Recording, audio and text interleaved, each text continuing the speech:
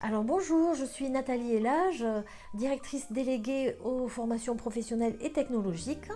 Donc je suis en charge je suis responsable du lycée professionnel. Alors aujourd'hui, je suis ici pour vous témoigner de mon expérience sur la pédagogie coopérative.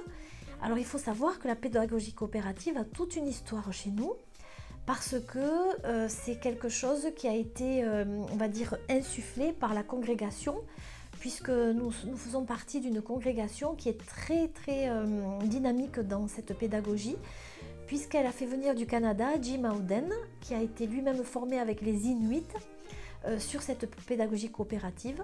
Donc il est venu à plusieurs reprises en France pour former tous les enseignants de notre congrégation.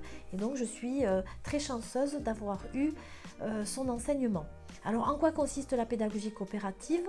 C'est très simple, il suffit de respecter toutes les intelligences multiples des élèves. Il suffit aussi de respecter les valeurs mises en place pour bien coopérer.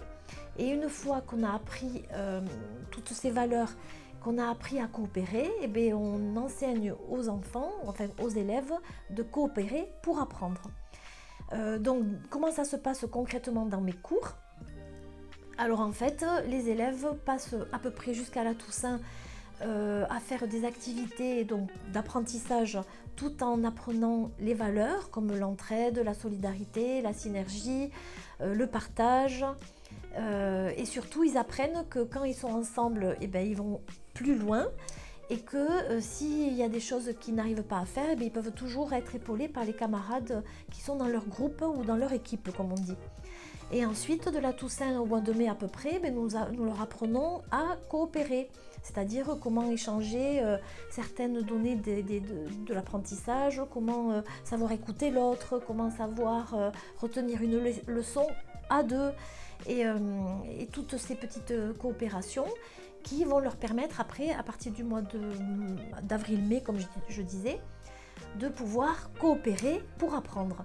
Donc souvent, en seconde, on est toujours dans comment savoir coopérer. En première, on commence à coopérer pour apprendre, mais alors en terminale, c'est l'apothéose, puisque les élèves sont vraiment dans une synergie et ils ont appris selon les valeurs qui ont été inculquées, ils ont appris à coopérer pour bien apprendre leurs leçons et réussir dans la vie.